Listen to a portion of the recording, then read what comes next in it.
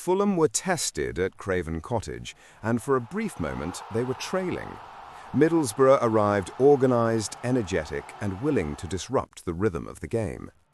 The opening exchanges were balanced, physical, and competitive, with Fulham seeing plenty of the ball but struggling to turn possession into clear chances. Then came the opening goal. Middlesbrough struck against the run of play with a move that was both direct and efficient, forcing Fulham into a situation they had not planned for.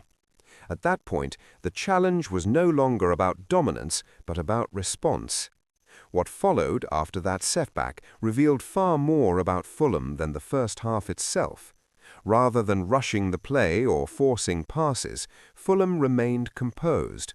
The ball circulation continued, the structure stayed intact, and the sense was that patience, not panic, would decide the outcome. Middlesbrough defended deep, protecting their lead with discipline, while Fulham searched for spaces that simply were not there before the interval. After the break, the change was subtle but significant.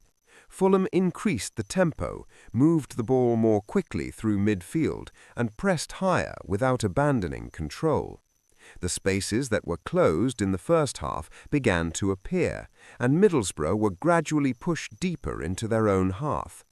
The equaliser arrived just after the hour mark, and it felt like a release of pressure as much as a turning point. A confident strike from distance restored balance and shifted momentum decisively. From that moment on, Fulham dictated the game. Possession was no longer sterile, it carried intent. Middlesbrough struggled to regain their earlier intensity, and the match settled into a familiar pattern. Fulham circulating the ball patiently, probing for weaknesses, and limiting the opposition to rare counter-attacking moments. The second goal did not arrive through chaos or desperation, but through intelligence and timing, a reminder that control often proves more effective than urgency. With the lead secured, Fulham showed maturity. There was no frantic attempt to chase a third goal, no unnecessary risks taken at the back.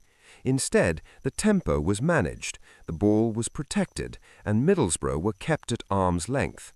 The final goal, arriving deep into stoppage time, felt less like a necessity and more like a statement, a clean finish that reflected the dominance of the second half and removed any remaining doubt about the outcome. This was not simply a comeback, it was a demonstration of composure, adaptability, and control. Fulham finished the match with greater possession, more shots, and a clear understanding of how to manage the key moments of a cup tie. Falling behind did not disrupt their structure or identity.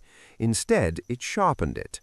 In cup football, that ability often makes the difference between progression and elimination. Fulham move on in the FA Cup deservedly, not because of a single moment of brilliance, but because of their response to adversity, calm, measured, and effective. This was a performance built on patience rather than panic, and it offered another quiet reminder of the direction this team continues to take.